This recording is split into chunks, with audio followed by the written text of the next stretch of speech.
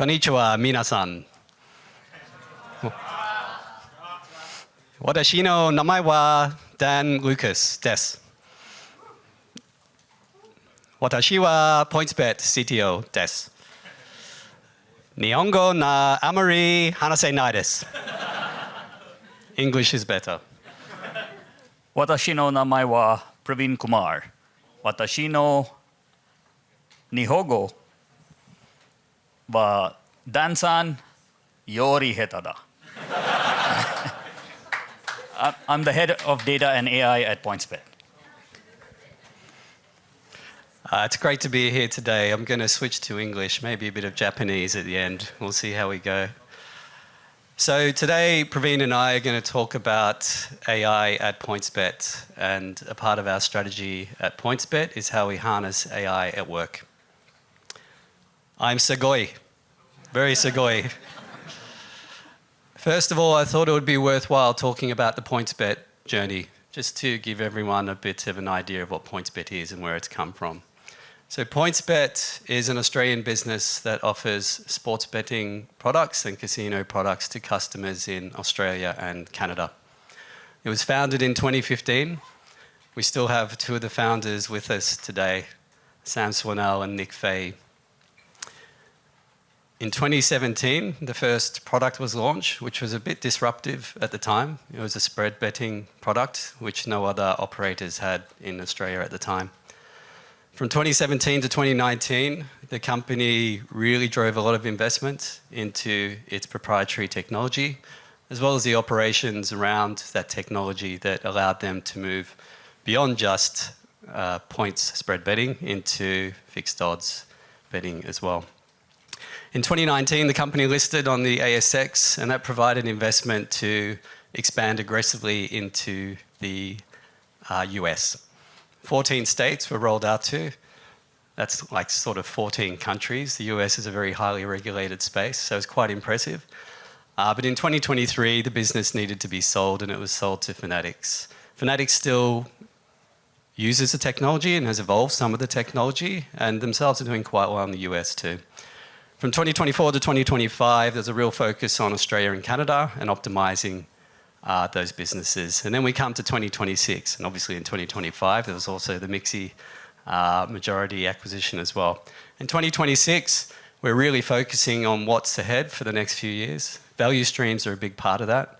We're really looking to create a framework by which we bring different parts of the business together around our strategic platforms and strategic products. And AI is a big part of that. So we're looking forward to going together with MIXI into 2026, and Praveen can talk a little bit to the strategy there for AI. Yeah. So as Dan's talked to, we've had a bit of an uncertain year last year. We've had MIXI come and complete the acquisition and said we've got a very ambitious goal for the next 3 years. The only way we can get to there is obviously adopting with the AI and driving a lot of the initiatives based on what we can do better with what we have. So we started off with not defining the tools that we would use for AI. We decided what problem are we looking to solve and what pillars can we stand behind to kind of drive those. We broke it down into 4 pillars. As you can see on the slide here, we're talking about elevating internal productivity. How can we do things faster as a developer, as a product designer, as a marketer, as HR, any of that. So internal productivity, very safe, very limited blast radius. External facing AI, this is a high risk element where clients are facing or a product app has AI elements of it. That's one avenue we're looking at. Then there's guardrails. We want to make sure we're doing AI safe and secure, making sure we can kind of run with the newer tools that are rolling out. And last but not least, the culture piece, right? So that's the foundation that we're laying. There's a saying in English that says, culture will eat strategy for breakfast. So what we decided to do is include that very much in our strategy itself. So the pillars, breaking them down into the people, process, and tools lens. We break it down to AI champions, very similar to AI ambassadors here at MIXI. We haven't really driven this. We have a framework. It is taking shape. We want to kind of emphasize or focus on that in the coming year ahead. On the toolkit side, we've got a variety of tools. We're an Azure shop. We've got mostly Microsoft Copilot 365. We've got the GitHub Copilots. We've got the GPTs. We've got Claude Code coming in now, and a few other elements that are being trialed out in terms of cursors and the lovables and so on. So that's the majority of our toolkit. We're making sure it's safe and secure. And the governance layer, how we're defining it is we've got Microsoft defining what the safety factors are. We block anything at a risk rating of below 4. There's a rating of 10, so we don't really do the analysis ourselves. We leave it to Microsoft to do it for us, and we block it. There is an open area where people can innovate without the company data on the rest of the tools, and then we have the sanctioned apps, which we have approved to use company data with. And last but not least, of the 4 pillars, the culture. We've got a lunch and learn session where we share sessions or share our learnings from the last year. We try and keep it business focused to kind of see where each teams can run with their AI innovations. And then last but not least, what we've had recently in Feb is the AI hackathon, and Dan will speak to it. Great. Thanks, Praveen. So as Praveen said, a big part of our strategy is culture and embracing culture around AI. And one of the tools to propel that culture forward is a hackathon. I'm not sure if people are familiar with hackathon or the word hackathon here, but it's basically bringing a whole bunch of people together off their everyday tools and allowing them freedom actually to think up ideas and just come up with some blue sky thinking and see which ideas stick, and then giving them the tools and equipment to be able to try and bring those ideas to life in a pretty short amount of time. So it's a great engagement exercise. As Praveen said, we ran the hackathon over 2 days in February. 2 months prior, we started to build engagement and excitement around the event. 70 ideas were captured, or more than 70 ideas were captured in the 2 months prior, which is a great testament for a company of 300 or so people. There's a lot of people thinking about the ideas that they could throw in there. Australia, India, and Canada. We have locations in each of those. There's an office in India and Noida, there's an office in Toronto, and an office in Melbourne. Each of those locations put forward their ideas. 27 ideas were eventually taken forward to the hackathon itself. Some of the ideas were consolidated down. Others didn't quite make the list at the end. We had 27 teams around those ideas. They were formed in the week prior to the hackathon. And on the day itself, we had about 140 plus people get involved in the ideas, which was pretty close to 50% of the company, which is great to see. Again, that was across locations. Now we're in different time zones, so the events ran sort of independently, but it was really great to see that. We also had 8 winners across each of those locations too. And we had some special guests from MIXI who helped us with that event as well, with Okayama-san, Oba-san, and Yoshino-san also getting involved in some of the judging. So it was very, very great. It was a great event, really built a lot of engagement, and some of the learnings I'll just talk to as well. Yeah, you may have seen them in the pictures there. I'm not sure if you can spot them, but they are there. Maybe that's one for post-presentation. So some learnings that came out of the hackathon. I've been involved in these in the past. They're always larger sort of events to coordinate and run, but typically they result in a bit of a boost to curiosity, particularly after the events, and that's what we've seen at PointsBet. So there's a really big surge in curiosity, and that curiosity manifested in people seeking out tools, putting ideas on the table, walk in the kitchen, I can hear AI chatter happening much more than it did prior to the event. So it's a really, it's an accelerant for ideas and people to think a bit more freely outside their everyday jobs. Some ideas have already got into production from the event itself. Some ideas will be on roadmaps, are being prioritised, and some ideas actually won't see the light of day, which is okay. So the real purpose here is getting people engaged and getting any idea on the table. No such thing as a bad idea. Some of those ideas include some of the things actually we've heard from today, which is great to hear that there's some alignment in where some of the thinking is going. With finance, we've had an expense automate system to help with reconciliation between vendor invoices and our invoice system. We've had some QA automation, particularly around our casino product, to automate some of the web testing that previously took a long time manually. But again, the QA team itself just went ahead and used Claude to come up with something that could help the operations team kick off that stuff ourselves. So really impressive to see that, and more ideas will be forthcoming. There's already a lot more on the table that have come after the hackathon itself. One thing that's popped out after the hackathon is just how we measure progress consistently. Again, heard a couple of talks over the last couple of days where that's something we'd like to collaborate a bit more on. Operational efficiency came up in a presentation today. Really good idea. It's great to hear that. It's something we may borrow and see if that works at PointsBet as well. There's many tool sets. After the hackathon, there was an explosion in requests for tooling. We've got Claude, ChatGPT, Gemini, GitHub Copilot, Microsoft Copilot, Lovable, Cursor. It's a bit of an explosion of tools out there. So there's certainly some complexities around how we manage that, and there's some security challenges around that when it comes to the safe use of data, as well as actually accessing the tools themselves. So that's something that we just need to keep on top on. Ultimately, we want to ensure that enablement and guardrails are balanced. We don't want to hold people back. We want to make sure that people have the right tools to be able to experiment with and innovate on. But we want the right guardrails there as well. And a good example of that, Praveen can talk to now. All right, so we spoke about how we want to look at enabling AI across the org. I think one of the best use cases we've had is how we can democratize data. So the idea here is to make sure people who understand the data best are able to analyze without going to a BA or an analyst. We're engineers. We know how to get the data into the lake, but people closest working on a certain domain will know how to analyze the data best. So Databricks has a feature called Genie, which is a large language model that sits on top of the lake. And we've rolled this out to about 237 people across PointsBet. We're roughly a 330 sized org. So majority of the users are on there. The capability comes inbuilt with the ability to understand the audit, like we understand who's asking what.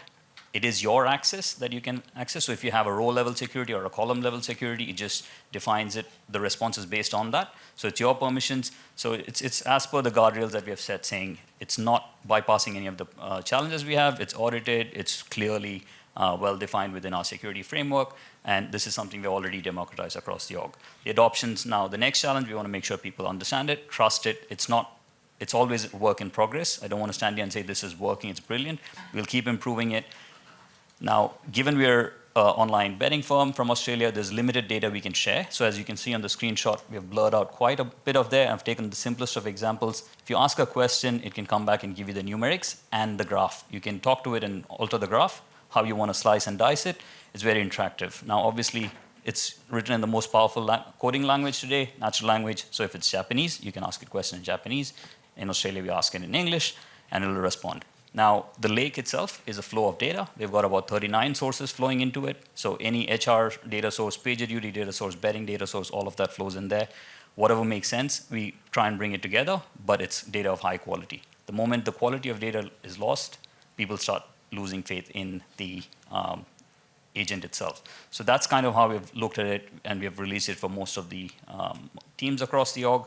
And again, as I said, we've had to keep the example simple. Hopefully the intent is clear of what we can do with Databricks and Genie. So with that, what's next, Dan? I'm glad you asked, Praveen. I've got a slide ready for that. So we're just going to finish off with what's actually coming down the path at PointsBet. I talked about value streams before. So at PointsBet, we have a strategy to align our teams around these value streams, which are different people from different teams working together as a team around a strategic product or platform. That means there's a lot of different perspectives that we bring together, which is awesome, because the more perspectives we have, the better the ideas we'll come up with, and the better the success of one of those ideas will be one that nails it. So we want to make sure that in that framework, we've got the right AI support and tooling in place to help. Part of that means accelerating safer experimentation and knowledge sharing. Everyone wants to experiment, particularly after the hackathon recently. So we want to make sure that that's as safe and as it can be. The one I'm most excited about, again, sugoi on this one, is AI native transformation. So I know there was a talk today, and we had a discussion yesterday around how AI native, which means having AI intrinsically part of processes rather than, oh, hey, there's something I can automate over there, or hey, there's a problem there, I should use this tool to do it. To have it as something that's pretty much at the core of the process. So only recently we started looking at what we use at PointsBet, which is the product delivery or product development lifecycle, from ideation to discovery to planning to development to testing, deployment, etc. And just understanding, wow, is there an opportunity to actually have AI embedded across that entire cycle? So it's really great actually to come here and hear some of the MIXI teams talk about how they're already looking at things like AI DLC with Amazon, for example. I think Microsoft has something similar as well. So that's something we really want to drive forward with. And again, looking really forward to collaborating with MIXI on some of those opportunities there as well. As I mentioned before, we also want to evolve the metrics to meaningfully track progress. And again, it's awesome to see some of that coming up here in other presentations too. And we look to borrow some of that insight as well. So in a nutshell, really excited about AI at PointsBet next year. Really excited about how we can collaborate in Australia with MIXI on that. And yeah, looking forward to it. So, arigato gozaimashita.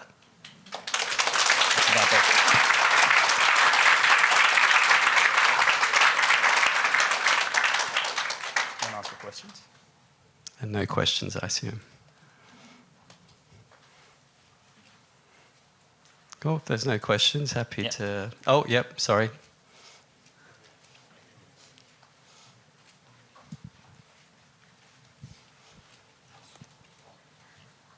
Thanks for your presentation. I really feel it very interesting, and I want to ask a question. Could you go to the previous slide, like AI hackathon? Like a lot of people around a space sharing their ideas. Could you go to the previous slide? Oh yeah, this one, perfect.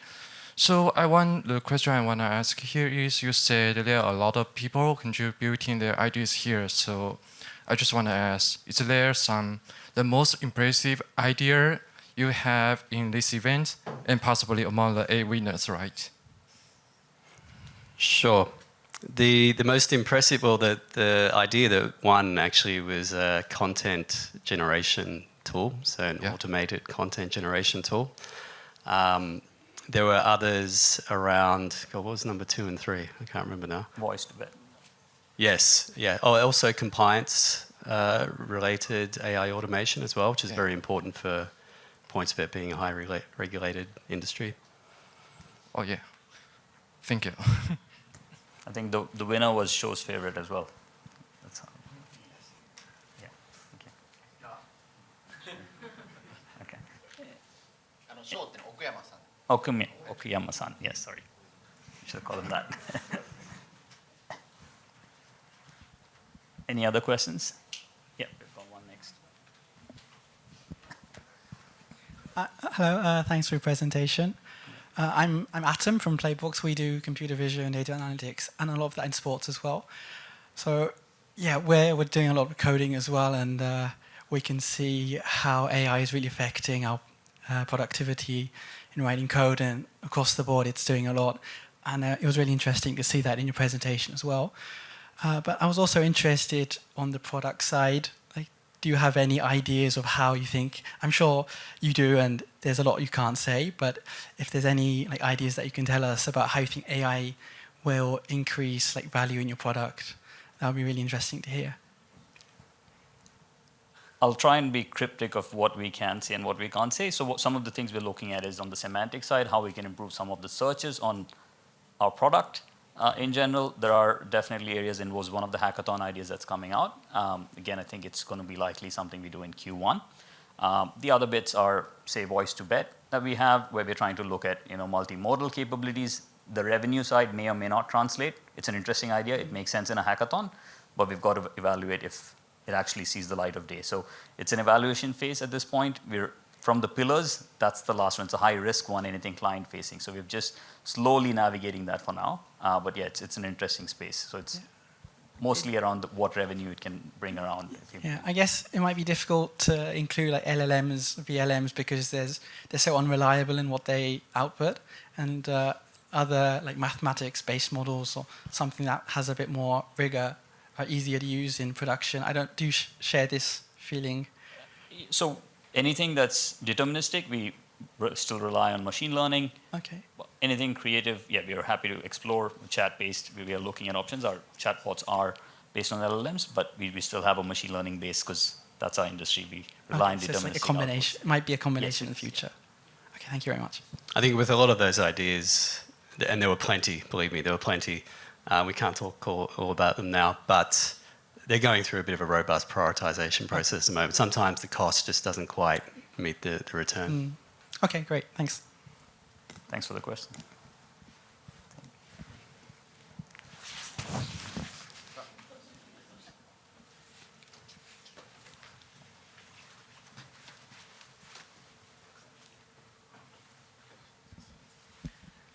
日本語で質問します。ハードル下げたいと思います。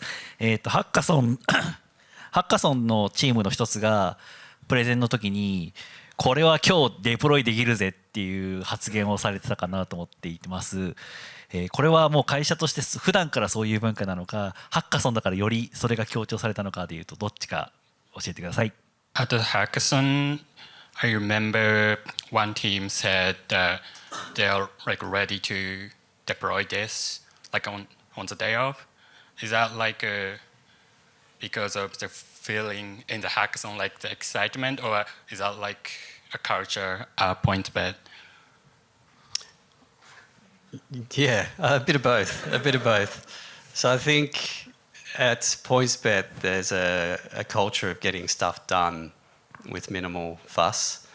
So certainly everyone feels like they can contribute ideas and get them done as quickly as they can. So I think a little bit of that came out on that day. I think there was a lot of excitement too. Some people were using these tools for the first time and were like, whoa, these things are powerful. I didn't quite realize how powerful they were. And that's a lot of non-engineering folk actually probably showed that the most. So I think it's a bit of both. ありがとうございます。Okay. お疲れ様です。お疲れ様です。